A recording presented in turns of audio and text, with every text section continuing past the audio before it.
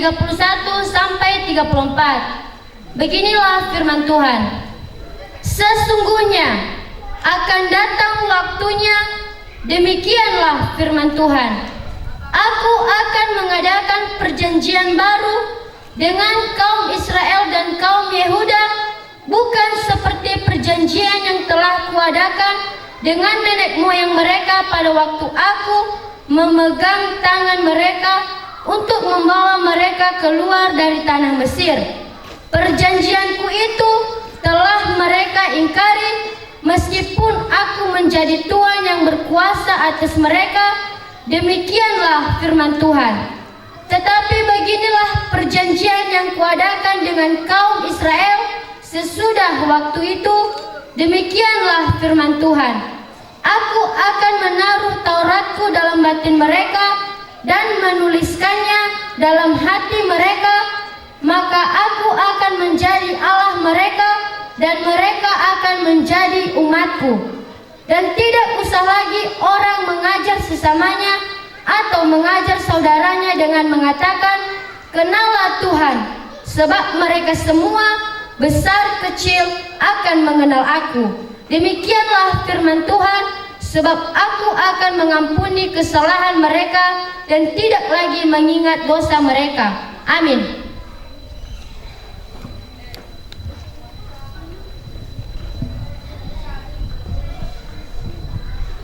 Yesaya pasal 40 ayat 3 sampai 5. Inilah firman Tuhan.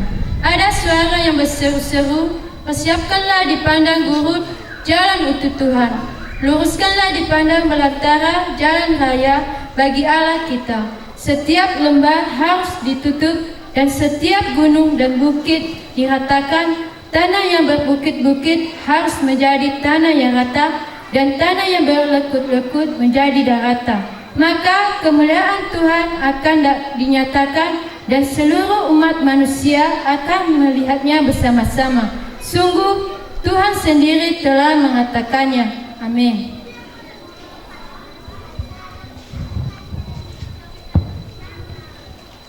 Lukas pasal 1 ayat 26 sampai 33. Dalam bulan yang ke-6, Allah menyuruh malaikat Gabriel pergi ke sebuah kota di Galilea bernama Nazaret, kepada seorang perawan yang bertunangan dengan seorang bernama Yusuf dari keluarga Daud. Nama perawan itu Maria.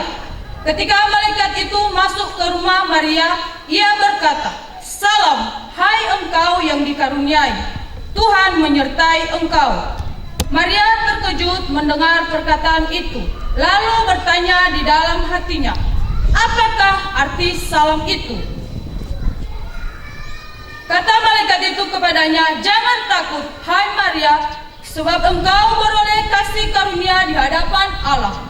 Sesungguhnya engkau akan mengandung dan akan melahirkan seorang anak laki-laki, dan hendaklah engkau menamai dia Yesus.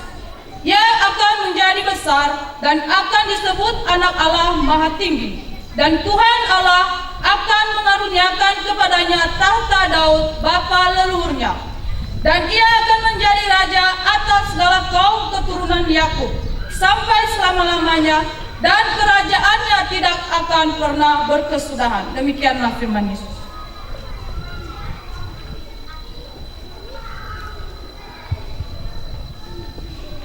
Lukas pasal 1 ayat 34 sampai 38.